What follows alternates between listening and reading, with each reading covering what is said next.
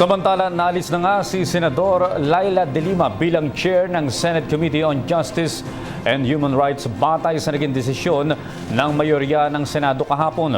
Una rito, iginiit ni Senador Alan Peter Cayetano sa kanyang privilege speech na ang pagharap ni De Lima kay Edgar Matumato sa pagdinig noong nakarang linggo ay hindi lamang paninira kay Pangulong Rodrigo Duterte, kundi pati na rin sa buong bansa. May report si Marita Muahe. Sa botong 16-4-2, napatalsik sa Senator Laila De Lima sa kanyang pwesto bilang chairwoman ng Senate Committee on Justice and Human Rights. Sa kanyang privilege speech na ginanap sa Senate session, inisa-isa ni Senator Alan Peter Cayetano ang kanyang mga obserbasyon sa ginaganap na public hearing ng Committee on Justice ukol sa umano'y talamak na extrajudicial killings na nagaganap sa bansa. Matatanda ang nagkainitan sina Senador Antonio Trillanes at Cayetano sa pinakahuling public hearing nito noong nakaraang Huwebes. Nang questionin ni Cayetano ang witness na si Edgar Matubato na miyembro umano ng Davao Death Squad at tumatanggap ng utos mula kay Pangulong Rodrigo Duterte na mayor ng Davao noon.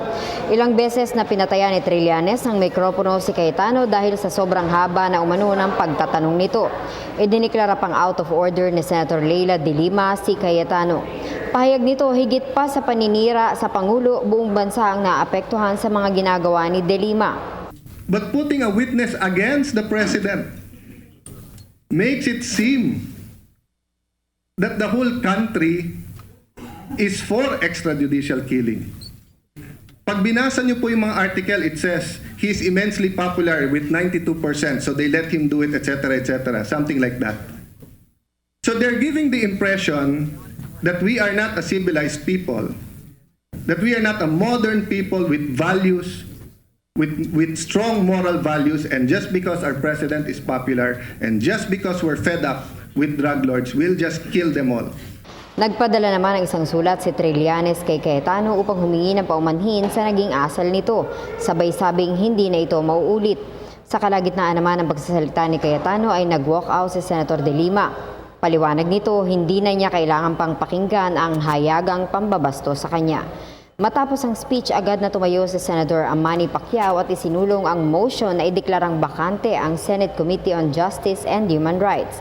Dahil dito ay tumawag ng caucus si Senate President Coco Pimentel at matapos ang isang oras, majority sa mga senador ang pinili si Senator Richard Gordon para pangunahan ang komite na tinanggap naman nito. Para sa PTV News, Marita Muahe.